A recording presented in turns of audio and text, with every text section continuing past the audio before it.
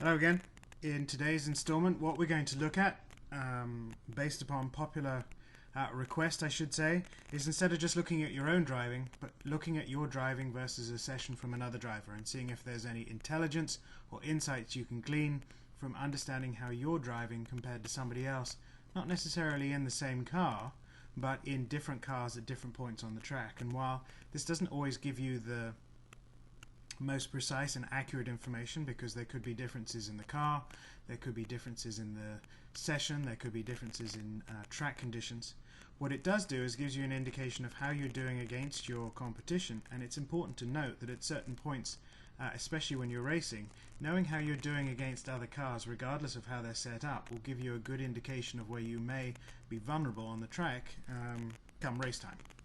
And so what we're going to do is we're going to open up a couple of sessions, and I'm using a track called the Ridge Motorsport Park just outside Olympia in Washington, where the Pro 3 group will be racing later on this year. And I'm going to compare my data from last year versus Dan Gavilla as I start preparing for this year's race. And so I'm going to choose each of our fastest times. Dan has a 56.4 and I have a 57.7, and so I'm going to open up both of those sessions. Now I've already done my GPS lap insert and I've gathered all that information, and so what I'm going to do is I'm going to look at really what are the material impacts of certain points in the track and how can I potentially look at that for improvement. And so using a lot of guidance from some of my friends who also help me a lot with data in different areas, the focus needs to be what is the effect and then what is the cause, what is happening on track and then why is it happening. And so you can see that on this graph. If you start looking at the performance of my times versus Dan's. And so interestingly, there are certain points in the track where there are major differences. You can see that going into turn 1 at the ridge, there is a big difference here as we go through that complex up through 2, 3, 4, and then it sort of levels out at about half a second's in difference, and then all of a sudden from this point in the track all the way to best part of the end of the lap, there's quite a large increase in time difference between my performance and Dan, so I need to understand why. So the first thing I've done, and there are videos out there showing you how to do this, is I've created a map and I've broken the track into sectors. In this one I'm doing 6 sectors. You can see 1, 2, 3, 4, 5 and 6. This will allow me to see certain pieces of information as I look at the track, so I can really narrow down on where could I be doing better, where am I going to be vulnerable, where do I need to find improvement if I'm going to compete effectively in the race.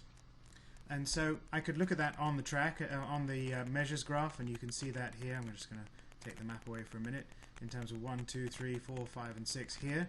But what I'm actually going to do is use the split report, which again there's another video out there showing you how to do that. That if I do the test compare, you can see the information broken into each of those segments, and here are the 6 sectors. Just here at the top you can see that in this lap there isn't a single one of the 6 sectors that I am faster than Dan, and so he is consistently faster than me throughout the entire lap, which is something that I potentially need to work on as I look at improving my performance next time around. And so there's 2 ways to look at this. You can either look at it here and be able to identify that, okay, so we looked at the latter part of the track, and if we looked at sector 4 for example, Dan's fastest is a 23.9 seconds here versus my fastest, represented by the smallest bar chart here, is a 24.3. So that's best part of 4/10 of a second.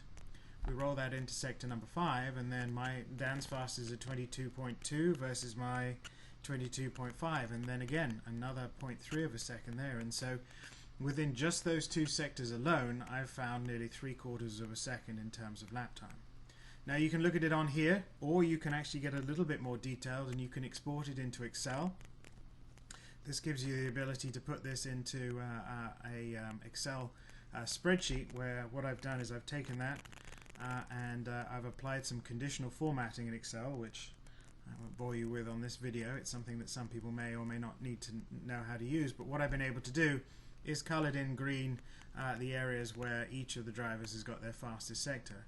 And then at the bottom what I've done is I've taken my times and I've removed Dan's times to be able to see what the delta is in terms of performance. And so you can see that if I'm going to look at 2 areas in particular, it's going to be area 4 and sector 4 and sector 5, where combined alone that's 0.71 of a second, which is really making a significant impact on my lap.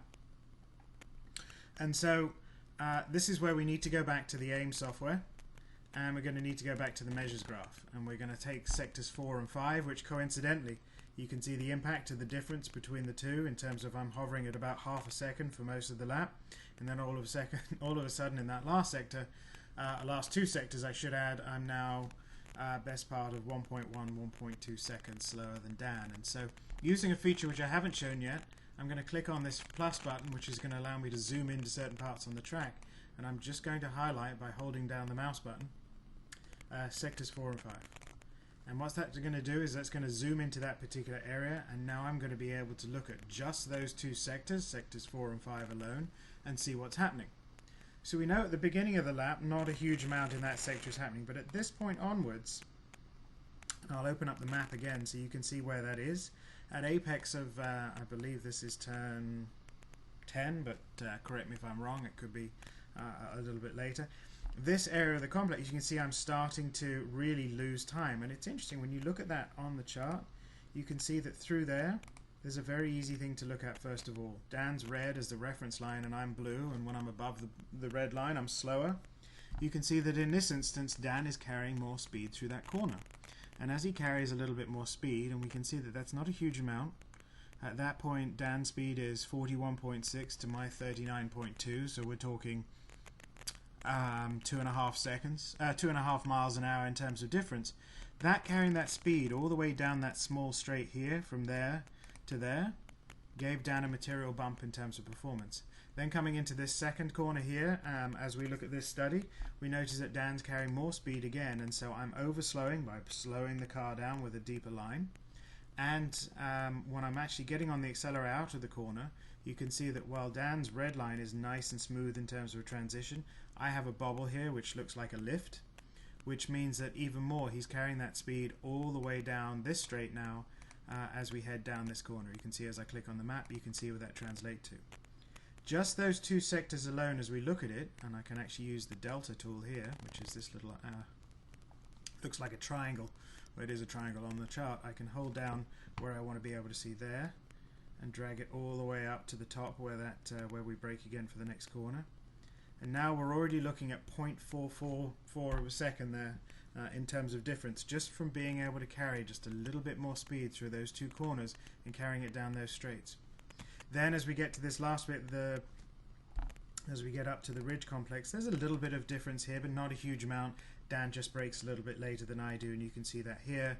However, he brakes harder, and I'm able to potentially start stabilizing the impact. But again, he carries more speed through the last sector again, which gives him another 0.2 of a second. So now I can actually see what is causing the difference. Now the question comes down as to, well, the final piece, and this is where if you had more of an advanced AiM system, which some do, some don't, and so you may need to refer to notes, or you may need to look at your driving style, or make sure you debrief as soon as you go out there, or watch what's happening, be able to understand why. Am I over braking here because I don't believe my car can turn into that corner as well as Dan's from a setup point of view, and it's just going to push out? Did I try and carry more speed, and the reason I have to lift as I'm back on the gas here is because the car is actually pushing and I can't get the power down like Dan did? Is it a case of Dan might just be a better driver than I am, and he may have been able to get the power down in the corner better than I have, where he's braking a little bit deeper? Is that a case of he's got his brakes and the bias set correctly and I'm locking up, or is it a case of courage? These are the things that need to be looked at next, but what this has allowed us to do is to be able to actually understand that the effect that is happening is I am losing best part of 3/4 of a second. The cause is identifiable by nature of how much I'm slowing and whether I'm actually getting smooth transition on the accelerator as I come out of the corner. And now we just need to get a bit deeper as we go into the session and into the track to make sure that we're addressing this and looking at it from a setup point of view, making sure the car is correctly set up as we address it. And so hopefully this helps as we start looking at performance, driver versus driver in different cars versus necessarily looking at your own performance. And I wish you luck as you look at this going forward.